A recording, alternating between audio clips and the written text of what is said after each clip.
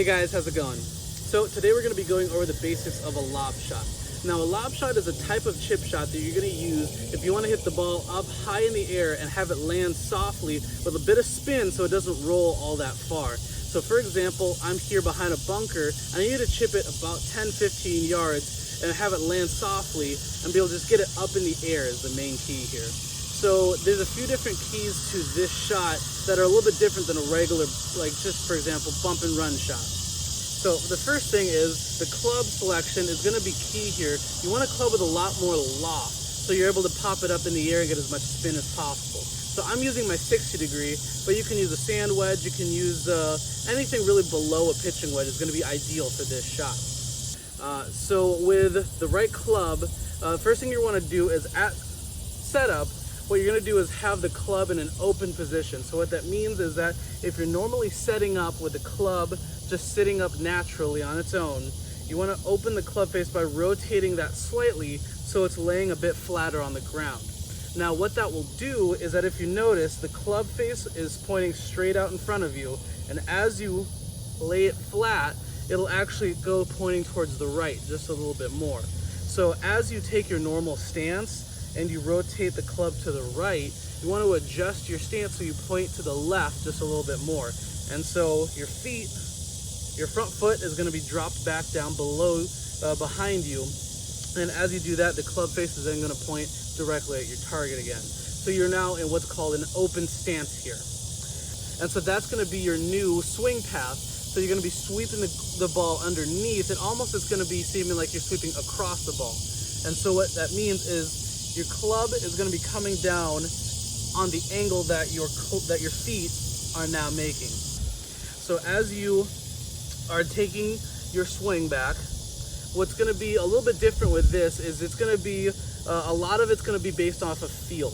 And so what I mean by that is because of the open club face, the shot that you're going to be taking is going to go a lot higher but a lot shorter as well. So you're going to be needing to take the club back just a bit further than you're used to.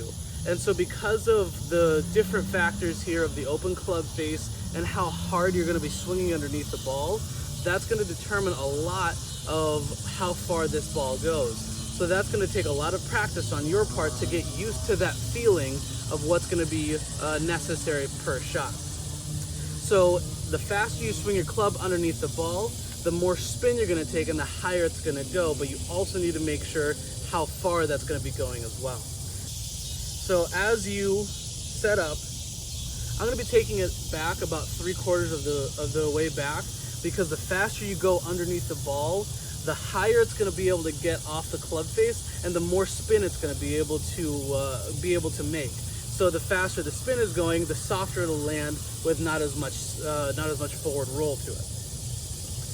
So as you take it back, take a couple practice swings back up here. And the key to impact is making sure that you're able to sweep right underneath the ball. So make sure you get used to being able to get a clean contact every single time that you practice. And be able to get this a little bit of grasp popping up in the air so you can get right underneath the ball and get used to that feeling. So as you set up, open the club face, rotate to the left just a little bit, back up, and sweep the ball right up off of the club face. So in profile here, set up normally, have your stance pointed at your target. Now if you notice, club face is pointing to the right now as you open the stance. So you're going to rotate your body here so that your club is now facing towards the target and your feet are now pointed to the left just a little bit. And so your swing path is now going to be coming down and across it to be able to get as far underneath the ball as you possibly can, and that's going to jump that ball up.